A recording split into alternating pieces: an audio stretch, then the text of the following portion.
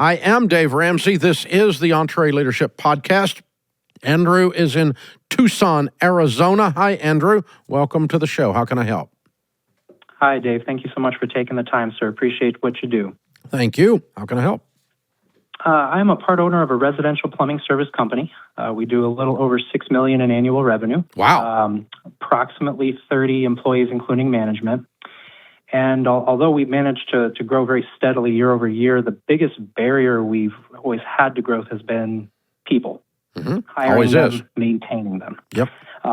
We all want thoroughbreds. Although I have an amazing team, not everyone can be a thoroughbred. Yeah, So, they can. Yeah. Go ahead. Okay, fair enough.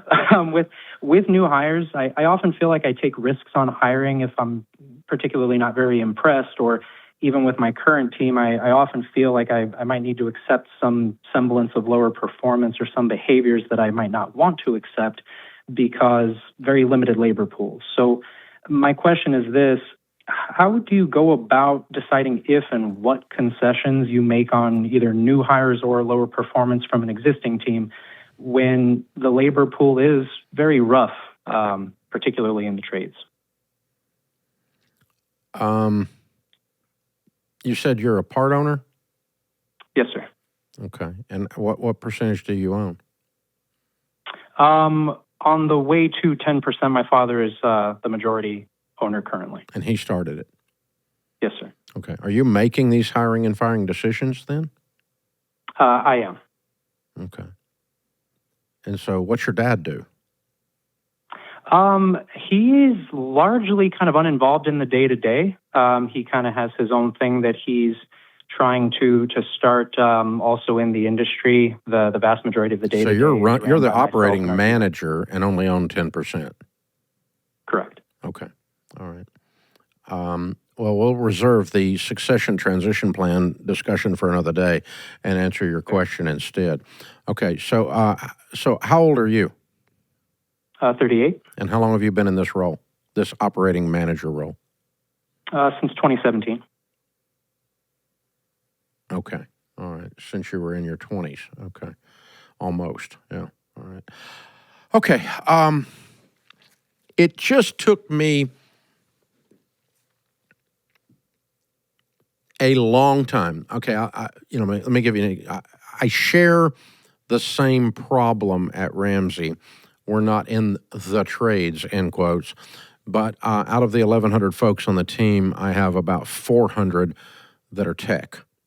They write code, build websites, manage hardware, software issues, software engineers. They're in the technology world. And developers, for instance. We've got Dev 1, 2, 3s. We've got architect platform people. We've got cybersecurity people, all in the tech world.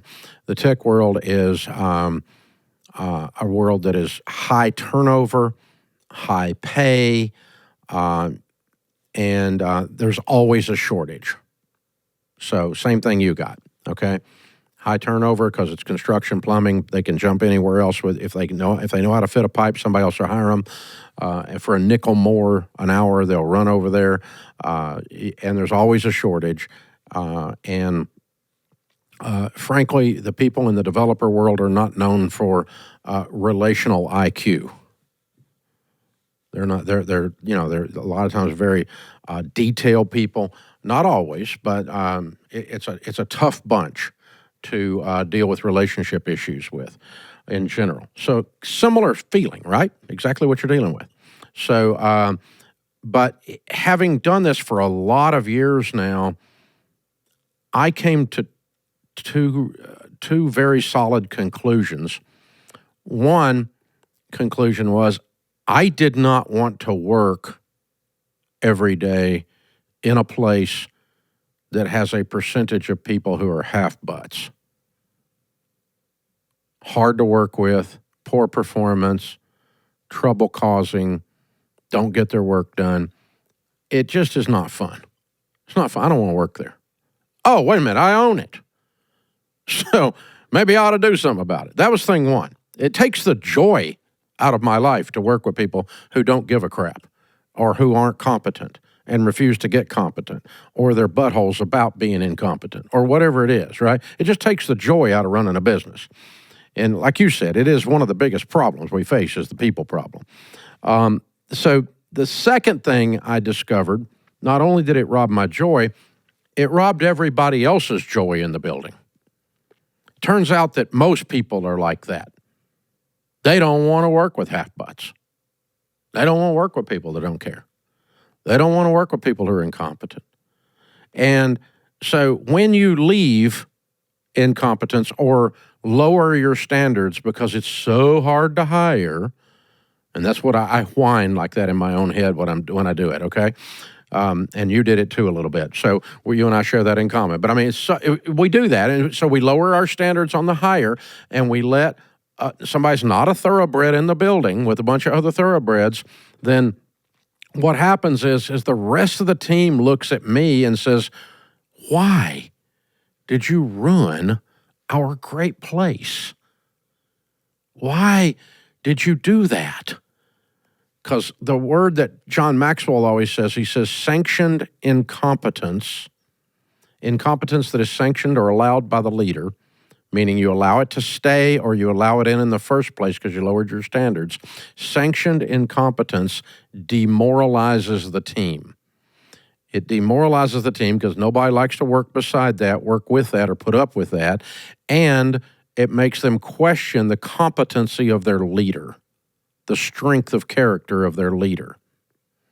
And once I got that, I realized we get more work done with fewer people, even if we can't fill the slots, because the only people that are in the building are freaking thoroughbreds, because you can't stay and you can't get in here unless you are. Now, it doesn't mean you can't have a down period of time because you got a personal problem. We don't shoot our wounded. It's not what I'm talking about. But by and large, this idea of I just refuse or can't do the work for whatever reason does not get you a ticket to stay. Because guess what? If I suck at this podcast, there'll be no listeners. That's how life works. If you suck at your job, you don't get to keep your job. Even the guy who owns it doesn't get to keep his job. So you can't suck at your job. And you can't suck at working with the people who are helping you do your job, your relational skills.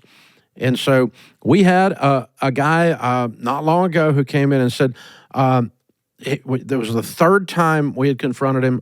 He was excellent at his job, but we had to one of our leaders had to sit down again with him, third time, and say, listen, the way you're behaving towards your fellow team members is just not going to cut it. You cannot be Oscar the Grouch on Sesame Street and get your work done and everybody want to work with you. Nobody wants to work with you because you're being a jerk all the time. And he goes, well, that's just the way I am. I guess we're all going to have to make a decision. I went, well, okay, decision made, Bubba. Yeah. And so he accepted his severance package that day. And, of course, we can't do that, right? It doesn't work. So, that's I'm going to encourage you to say, I want you to enjoy your business, and it's more enjoyable when you're working with excellent people who care. And I want your team to enjoy the business because it's more enjoyable when they're working with excellent people who care. And you will get more work done, even with less people, if you don't let your guard down and tolerate this lack of excellence out of weakness, because I'm just afraid. I would rather have a breathing butt in the seat, you're saying, when you do that. When I've done it, okay, we're going to overlook that. We know it's probably going to be a problem, but we desperately need to get this work done. And so we sacrifice at the altar of getting the work done, we sacrifice the culture of excellence and productivity that our customers and our team have come to expect. And every time I've done it, it's bit me in the butt. Every time I've done it, I've had to go back and clean up the mess, shovel the manure out, and start again. And every time I've done it, I go, God, man, why don't you learn this lesson? Because it's so freaking hard, Andrew. What you're trying to do is so hard. But what I'm trying to encourage you and say, it's worth it to do it right, because it just takes all the joy out. Does that make sense? It absolutely does. Have you found that you have to accept a slower growth rate? Yes. To maintain that mentality? Yes, absolutely. It bothers the crap out of me. I got stuff right now that we need to get done, and I can't get the people in here. that qualify to get the work done. I got more ideas than I got people. I got plenty of money to do it, but I can't get the people that meet our standards to come in and do the work. But I mean, we got probably 40 positions on the board right now to hire, and we can't find them. I mean, right now I could hire content people. Today I could hire 7. Today I can hire 4 social media people today. Today I could hire 6 developers today. And I'm talking about, what, $1 million in payroll I could fill today. And but I can't, and we have people apply, but they come in here and you're going, you didn't take a bath before your job interview. I mean, come on, man. I mean, it's really basic crap. I mean, like, I don't know were you raised by wolves? It's like, and so it's nuts. I mean, so it's so frustrating. And I will tell you this. There are 3 things, and it's a good thing to go off on because it fits this whole thing. You give me a chance to get up on my soapbox, but and I've used this analogy on the podcast before, but in the military, they say, don't let the battle lines advance faster than the supply lines for food, bullets, and gasoline. If you can't keep the ammunition flowing to the front lines, the gasoline and the food flowing to the front lines, you will beat yourself in a military battle. You'll lose. In business, the 3 things that we face, that are our 3 things that we can't move faster than these 3 things, the human resources, the technology resources, which in my case is tied to the dadgum human resources to get them in here and get the technology done, right? And the financial resources. So don't outrun your money. Don't grow faster than your people, and don't grow faster than your technology to get the work done. I don't know, yours might not be technology, it might be tools, I don't know what it is, but in the plumbing trades, but it's something like that. And so you can't grow faster than the quality supply that you can find of people. Now, I will tell you this, once you get a reputation for hiring thoroughbreds, the other thoroughbreds around town will go, oh, that's where I want to go to work. That way I don't have to work with doofuses. I want to work over there because they don't hire doofuses. And I'll get to work with people who care and aren't dangerous with their forklift, or whatever it is, right? And, oh, God, it's like they don't hire people who smoke dope on the job. Amazing, And so you get a reputation for that, for being tough to get on with.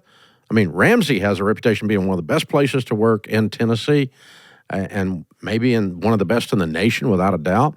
But we also have a reputation of being very hard to get on here. It's like you can get on with the CIA easier, right? Because we don't want crazy in the building. We interview your butt off because we're going to find out if there's crazy anywhere in there. We want to find it before you come on because crazy just takes up too much time. So, yeah, but I share your frustration. I have the inner whiner in my head that goes, come on, man. And just get some people in here. But every time I do that, I spend more time on that than I do running the business, cleaning up the bull crap that people who don't care do. And they come in and they're, God help us, they think they're an activist or something. Jesus, Murphy. I mean, unbelievable. Why don't you just do your work and stuff or go somewhere else if you want to be an activist? Don't do it on somebody's payroll unless they're hiring activists. I mean, oh my gosh. But it's like, where does this stuff come from? But yeah, that all comes down to we lowered our standards and let stupid in the building, crazy in the building, incompetent in the building, and that's a leadership failure because we allowed it at Ramsey, and then the rest of my team has to put up with the fact that their leaders screwed up until we clean up the mess we made. And that has happened in 2 or 3 different waves over 30 years, and every time I relearn the lesson, I go, I'll never do it again. And I think maybe I've done it my last time, but now I'm so old it doesn't matter. So there you go. That's, but hey, man, please hang on and do it right. You're going to have a better quality life if you do that. Your people will have a better quality life. Your customers will come to count on you because they know 100% of the time Andrew's not going to send a doofus to their house, a doofus to their job site. This guy only hires the best. And I got to tell you, man, I get all kinds of reports, positive reports on Ramsey people in the community and stuff they do because they're studs and studettes. This is the EntreLeadership Podcast.